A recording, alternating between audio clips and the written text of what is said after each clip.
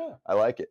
All right, we got a lot to get to, and let's bring in our friend from Stadium, Russ Dorsey, joining us to go over some of the top news. It is Charge the Mound Tide time, powered by Teza. Russ Dorsey looking fresh, as always. Russ, how you doing, dude? Let's go right into Dodgers-Braves from the weekend. And the series ends and started on Thursday, so it ended technically on Sunday, and the Dodgers did pull off a dub. What did you learn? What did you like? Pros, cons, takeaways from that whole series? I think for me it is, and also good to be with you guys today. It was the game that the series that everybody wanted to see, right? I think you look at it, and baseball fans, that Thursday night game was the game of the year by far to me. And you're having, the two best teams in Major League Baseball going at it. But then you also have the game within the game of, Ronald Acuna Jr. against Mookie Betts, right? I think Ronald heard a lot of that chatter coming in of, Mookie is taking control of the MVP race. And Ronald's like, whoa.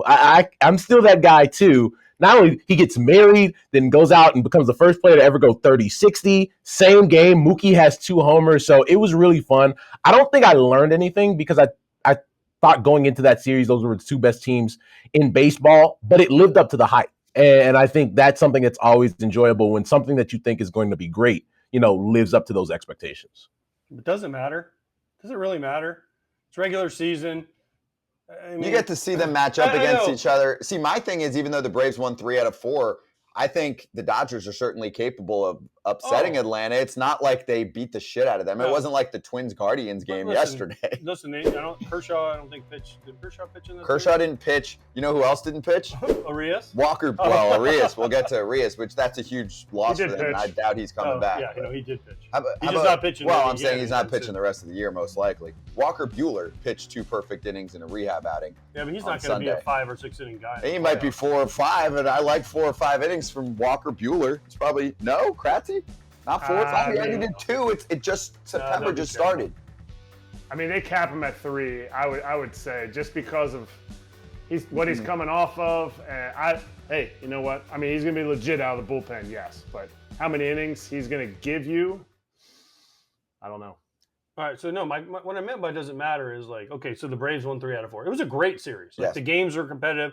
Other than Mookie versus Ronald, I mean, which was unbelievable because it was like, boom, one guy does something, and it was like every day, right? Oh, I'm going to do this, and then Ronald's like, I did watch this, and then Mookie's like 2 homers, and then Ronald's like, I hit the hardest home run ever, right? And then Mookie's like, oh yeah, well watch this, I'm going to do this, and it was like that was what was the great theater. But as far as the 2 teams, when you get in the postseason, it doesn't matter.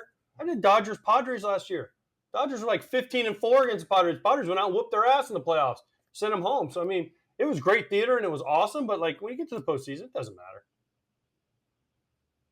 I hear what AJ's saying, but I think it's cool that the 2 best teams in baseball meet up in the month of September, where scheduling doesn't matter at all to me throughout the year. But when you get to September and you're seeing these head-to-head matchups where it's a little bit of an appetizer, right? To your point, AJ, like I want to see 7 of these games in October if we get that, but maybe one of these 2 teams gets upset by somebody. That could also happen. But I think it's really cool to have just games that are entertaining in the regular season.